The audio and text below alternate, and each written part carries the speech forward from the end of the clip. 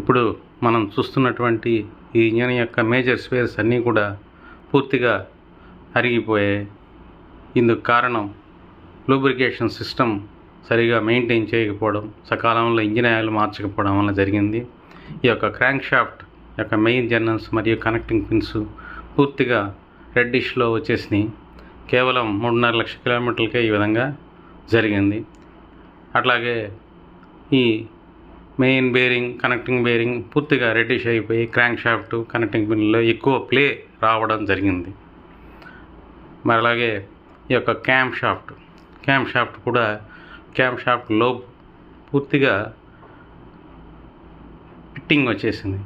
ఈ పిట్టింగ్ రావడం వలన ట్యాపెట్లు, అట్లాగే ట్యాపెట్ సెట్టింగు, ర్యాపిడ్ క్లియరెన్స్ కూడా సరిగా అడ్జస్ట్ కాకపోవడం వలన ఈ ఇంజన్ ఫెయిల్ అవ్వడం జరిగింది.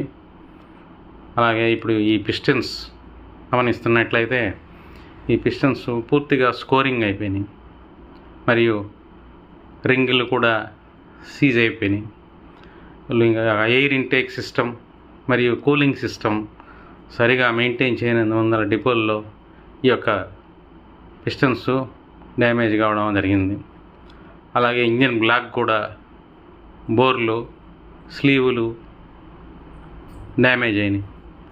ఓవర్ ప్లే రావడం వలన ఇంజిన్ యొక్క బోర్లు ఎక్కువ టాలరెన్స్ రావడం వలన బోర్లన్నింటినీ కూడా మళ్ళీ రీకండిషనింగ్ వర్క్ కింద లోకల్ వర్క్స్కి పంపించి స్లీవులు ఫిట్ చేయడం జరిగింది. ఈ విధంగా జరగడం వలన మనకు వచ్చే ఇబ్బంది ఏమిటంటే, రెండవసారికి మళ్ళీ బ్లాక్ స్క్రాప్ చేసుకోవాల్సినటువంటి పరిస్థితులు వస్తున్నాయి.